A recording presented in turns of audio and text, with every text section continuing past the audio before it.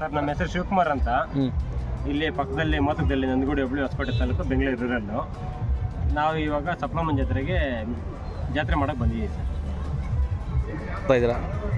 ಇದು ನಮ್ಗೆ ನೆನಪಿಲ್ಲ 34 ವರ್ಷದಿಂದ ಬರ್ತಾ ಇದ್ದೀವಿ ಸರ್. ವಿಶೇಷ ಅಂದರೆ ಇಲ್ಲಿ ದನಗಳು ಸಾಕಿರ್ತಾರೆ ವರ್ಷ ಪೂರ್ತಿ.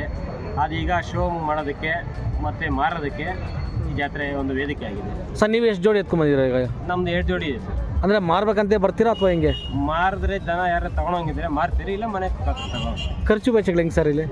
ಖರ್ಚು ವೆಚ್ಚಗಳು ಅಂದರೆ ಇರುತ್ತೆ ಸರ್, ಅದೆಲ್ಲ ಹೇಳಕ್ಕೆ ಹೋಗೋದಿಲ್ಲ. ಅವ್ರವ್ರು ಇದ್ರ ಮೇಲೆ ಡಿಪೆಂಡ್ ಆಗುತ್ತೆ. ಡಿಪೆಂಡ್, ಅವ್ರು ಎಷ್ಟು ಬೇಕಾದ್ರೂ ಮಾಡ್ಬೋದು ಸರ್. ಇಲ್ಲಿ ಬರೋ ರೈತರಿಗೆ ವ್ಯವಸ್ಥೆ ಎಲ್ಲ? ಸರ್ ರೈತರಿಗೆ ವ್ಯವಸ್ಥೆ ಎಲ್ಲ ಜಾತ್ರೆಯಿಂದಾನೇ ಊಟ ಮಾಡಿದ್ದಾರೆ. ಮತ್ತು ನಾಳೆ ನಮ್ದು ಅನುದಾನ ಇದೆ. ಇಲ್ಲಿ ಬಂದವರಿಗೆ ಮತ್ತೆ ನೈಟ್ ಊಟ ವ್ಯವಸ್ಥೆ ಇರುತ್ತೆ. ಬೆಳಿಗ್ಗೆ ಮಧ್ಯಾಹ್ನ 3 ಟೈಮ್ ನಾಳೆ ವ್ಯವಸ್ಥೆ ಇರುತ್ತೆ. ಮತ್ತು ಮಂಗಳವಾರನೂ ಊಟದ ವ್ಯವಸ್ಥೆ ಇದೆ.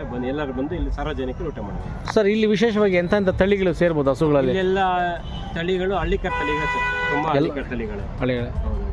ಓಕೆ. ಹಳ್ಳಿಕರ್ ತಳಿಗಳು ಎಲ್ಲ ಸೇರೋದು. ಇಲ್ಲಿ ಕಡೆಯಲ್ಲಿ ತಿಂದ ಹಿಡಿದು ಕರುಗಳಿಂದ ಸೇರ್ತಾರೆ. ಇಲ್ಲಿ ಬಳ್ಳಾರಿ, ಹಾಸನ, ಆಮೇಲೆ ನಿನ್ನೆ ಕನ್ಯಾಕುಮಾರಿಯಿಂದ ಒಬ್ಬರು ಬಂದಿದ್ರು ಪಾಪ, ಅವರಿಲ್ಲೇ ನೈಟ್ ಸ್ಟೇ ಆಗಿದ್ರು.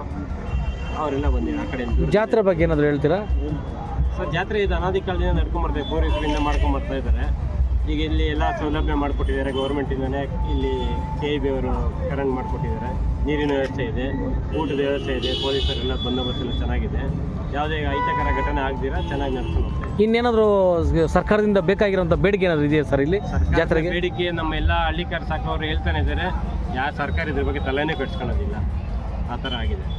ಸರ್ಕಾರದಿಂದ ಹಳ್ಳಿಕಾರ್ ಮೇಯಿಸೋರಿಗೆ ಅವ್ರಿಗೊಂದು ಈ ಥರ ಒಂದೊಂದು ಜಾತ್ರೆಗೆ ಒಂದೊಂದು ಚಿನ್ನ ಆ ಥರ ಪ್ರೈಸ್ ಕೊಟ್ಟರೆ ಅವ್ರಿಗೊಂದು ಇಂಪ್ರೆಸ್ ಆಗ್ತಾರೆ. ನೆಕ್ಸ್ಟ್ ಇಯರ್ ನಾವು ಸಾಕಬೇಕು, ನಾವು ಚಿನ್ನ ಪ್ರೈಸ್ ಮಾಡಬೇಕಂತ. ಈಗ BPಯಲ್ಲಿ ದರ್ಶನ್ ಪುಟ್ಟಣ್ಣವರು ಅವ್ರ ರೈತರ ಪಕ್ಕ ಅವರೊಬ್ಬರೇ ನಮ್ಮ ಇಡೀ ಕರ್ನಾಟಕದಲ್ಲಿ MLA ಇರೋದು. ಅವರು ಫಸ್ಟ್ ಪ್ರೈಸ್ 5 ಗ್ರಾಮ್ ಚಿನ್ನ ಕೊಡ್ತಾರೆ, ಸೆಕೆಂಡ್ ಪ್ರೈಸು 3 ಗ್ರಾಮ್ ಚಿನ್ನ, ಈ ಥರ ಕೊಡ್ತಾರೆ. ಎಲ್ಲ ಹಾಲಲ್ಲಿಂದ ಹಿಡಿದು ಕಡೆ ಎಲ್ಲ ಎತ್ತರಿಗೂ ಕೊಡ್ತಾ ಇದ್ದಾರೆ. ಒಂದೊಂದು ಎತ್ತಿಗೆ ಒಂದು ಜೊತೆಗೆ 5 ಗ್ರಾಮ್ ಅಂದರೆ 5 ಜೊತೆಗೆ 25 ಗ್ರಾಮು, ಆ ಥರ 5 ಪೇರಿಗೆ ಕೊಡ್ತಾರೆ. 5 ಕಮಿಟಿ ಕೊಡ್ತಾರೆ, 5ರಿಂದ 100 ಗ್ರಾಮ್ ಕೊಡ್ತಾರೆ.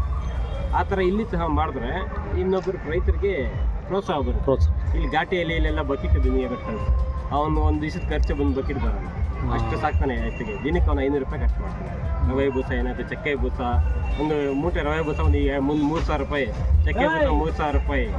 ಮತ್ತು ಅದಕ್ಕೆ ಗಂಜಿ ಕೊಡ್ತೀರಿ, ಹಾಲು ಕೊಡ್ತೀರಿ, ಬೆಲ್ಲ ಕೊಡ್ತೀರಿ. ಅದೇ ಅವನು ಕೊಡೋದು ಒಂದು ಬಕೆಟ್ ದಿನಿಗೆ ಎಲ್ಲರಿಗೂ ಸಾಲದಿಲ್ಲ ಅಂತಲ್ಲ, ಜನಕ್ಕೆ ಒಂದು ಇಂಪ್ರೆಸ್ ಇನ್ನೂ ಹೆಚ್ಚಾಗಿ ಕೊಡಬೇಕು, ನಾವು ಸಾಗಬೇಕು ಅಂತ. ಈಗ ಜನ ಏನು ಕೇಳ್ತಾರೆ ಗೊತ್ತಾ? ಅವನು ಯಾರೋ ಮನೆ ಹತ್ರ ಬಂದಿದ್ದ, ನೀವು ಎತ್ತು ಕಟ್ತೀರಿ, ನಿಮ್ಮ ತಾತನ ಕಾಲದಿಂದ ಕಟ್ತೀರಿ, ಏನು ಪ್ರಯೋಜನ ನಿಮಗೆ? ಏನು ಸೀಮೆ ಹಸು ಕಟ್ಕೊಳ್ರಿ, 20 ಲೀಟರ್ ಹಾಲು ಬರುತ್ತೆ. 20 ಲೀಟರ್ ಹಾಲು ಅಂದರೆ 30 ರೂಪಾಯಿ ಅಂದ್ರೆ ದಿನಕ್ಕೆ 600 ರೂಪಾಯಿ ಬರುತ್ತೆ.